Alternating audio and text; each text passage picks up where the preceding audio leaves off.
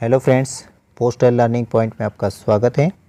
इस वीडियो में हम बात करेंगे ग्रामीण डाक सेवक भर्ती के बारे में, जो कि दिनांक 2 मई 2022 को रिलीज़ हुई है। इसमें हम बात करने वाले हैं कि कुल कितने पदों के लिए यह भर्ती निकली है और कौन से स्टेट में यह भर्ती है। उसके बाद इसके लिए क्या क्राइटेरिया रहता है, फिर इसमें क्या काम करना पड़ता है, उसके बाद इसके लिए कौन कौन एलिजिबल है और एजुकेशन क्वालिफ़िकेशन क्या है, आदि बातों पर हम चर्चा करेंगे। इसलिए आप वीडियो में लास्ट तक बने रहें। और अभी तक आपने हमारे चैनल को सब्सक्राइब नहीं किया है तो चैनल को सब्सक्राइब कर लें, ताकि आने वाले वीडियो की नोटिफिकेशन आपको सबसे पहले मिलती रहे। तो आइए वीडियो शुरू करते हैं। यह भर्ती निकली है 38,926 ग्रामीण डाक सेवक के कुल पदों के लिए। और यहाँ पर आप आवेदन कर सकते हैं ऑनलाइन के माध्यम से। आप इंडिया पोस्ट gdsonline.gov.in पर जाकर आप ऑनलाइन आवेदन कर सकते हैं। और इंगेजमेंट शेड्यूल इज़ अंडर, इसके बारे में बात करें तो ये नोटिफिकेशन रिलीज़ हुआ है 2 मई को, और ये 5 जून तक चलने वाला है, यानी कि पूरा 1 महीना है आपके लिए। फिर यहाँ पर सैलरी की बात करें तो यहाँ पर अलग अलग पोस्ट के लिए अलग अलग सैलरी होती है। बीपीएम पोस्ट के लिए 12,000, और इसमें डीए वगैरह मिलाकर 14 से 15-16 हज़ार तक चली जाती है सैलरी। उसी प्रकार दूसरा एबीपीएम डाक सेवक, इनके लिए बेसिक सैलरी होती है 10,000, और इनका भी डीए मिलाकर लगभग 14,000 तक सैलरी चली जाती है। और यहाँ पर कुछ नोट दिए गए हैं। 2 नंबर का देखें, GDS are holder as civil post but they are outside of regular civil service of Union of India. यानी कि GDS की जो वैकेंसी होती है वह सिविल पोस्ट है, परंतु एक आउटसाइडर के तौर पर यहाँ पर GDS भर्ती रखी जाती है। इसलिए हम यहाँ पर इस नौकरी के साथ साथ अपना अन्य वर्क भी कर सकते हैं, क्योंकि यह 4 घंटे की ड्यूटी होती है। एलिजिबिलिटी की बात करें तो पहले एज की बात कर लेते हैं। मिनिमम एज 18 साल और मैक्सिमम 40 साल। यहाँ पर कुछ अपर एज लिमिट भी दी गई है जो कि रिज़र्व है। SC/ST के लिए 5 साल, फिर OBC के लिए 3 साल, और EWS इनको कोई भी छूट नहीं मिली है। उसके बाद जो डिसेबिलिटीज़ है उनको 10 साल की, यानी कि हैंडीकैप्ड, और जो OBC वाले हैंडीकैप्ड हैं उनके लिए 13 साल, और SC/ST वालों के लिए 15 साल। उसी प्रकार नीचे जाते हैं, और यहाँ पर जो डिसेबिलिटी है, जो हैंडीकैप्ड, उसमें क्या क्या मान्य होगा वो यहाँ पर दिया गया है। GDS के लिए BPM ABPM दोनों, ये नोटिफिकेशन आपको डिस्क्रिप्शन में लिंक दे दी जाएगी, वहाँ से आप डाउनलोड करके देख सकते हैं।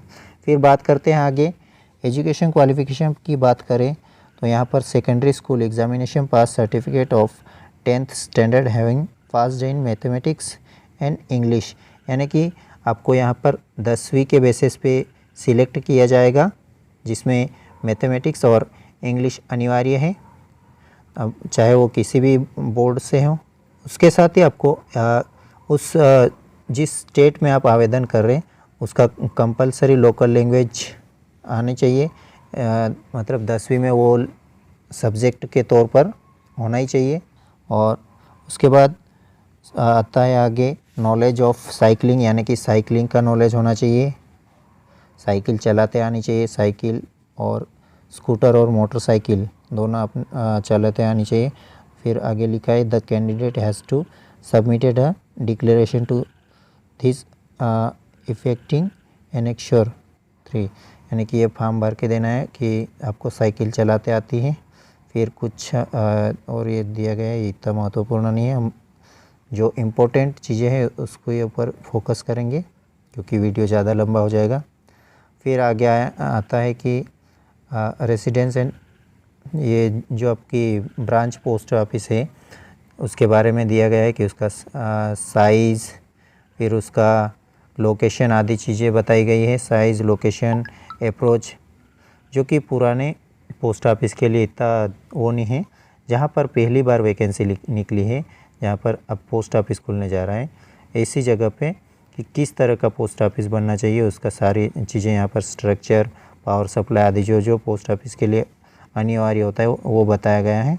जो कि जो भी GDS वहाँ पर भर्ती होगा उसको वहाँ पर तैयार करना होगा, एक रूम रेंट पे लेना होगा जो भी हो, और उसका खर्चा डिपार्टमेंट के तौर पर डिपार्टमेंट की तरफ से मिलेगा।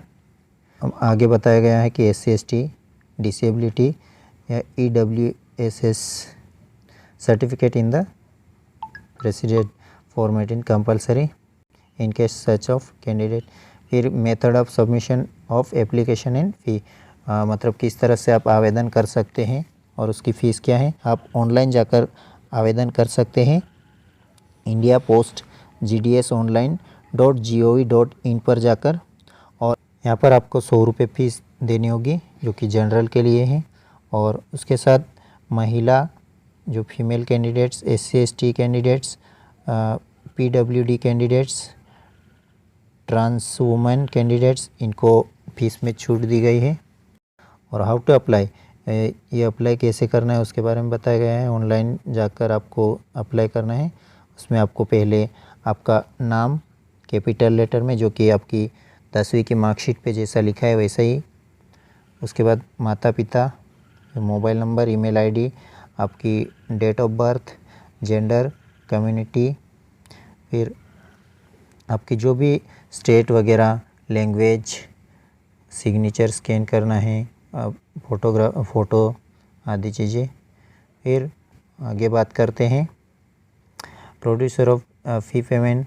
आप डेबिट कार्ड आदि, डेबिट कार्ड, QR कोड या फिर जो भी नेट बैंकिंग के ज़रिए भी आप पेमेंट कर सकते हैं। अपलोडिंग ऑफ डॉक्यूमेंट आपको अपलोड करना है, उसका साइज़ वगैरह दिया गया है, आप देख लीजिएगा कैसे अपलोड करना है। Submission of 10th class mark details, जो कि आपकी इस 10th के आधार पर आपकी सिलेक्शन होगा। उसके बाद यहाँ पर जॉब प्रोफाइल के बारे में बताया गया है।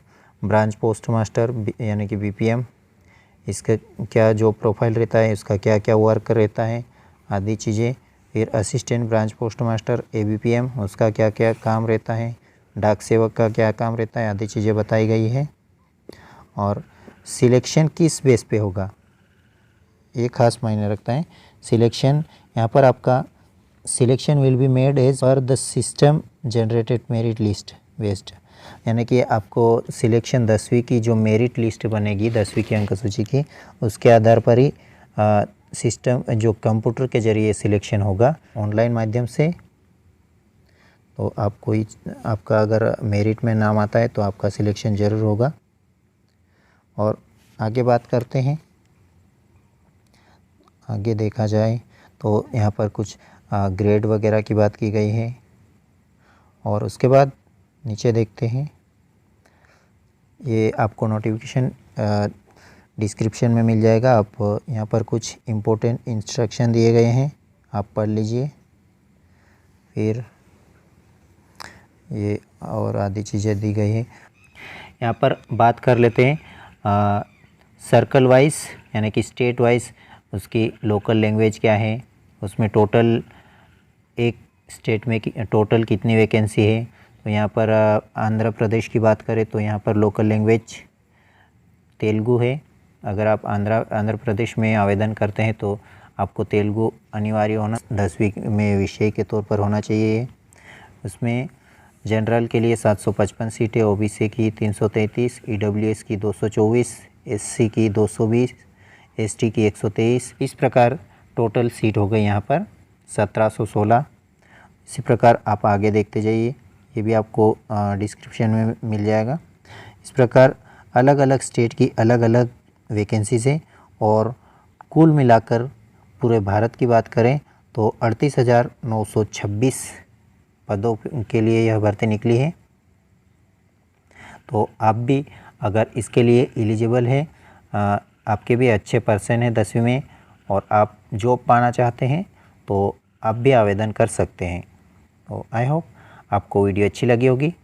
वीडियो अच्छी लगी है तो वीडियो को लाइक करें, कमेंट करें और अपने दोस्तों के साथ शेयर करें और चैनल को सब्सक्राइब करना ना भूलें। धन्यवाद।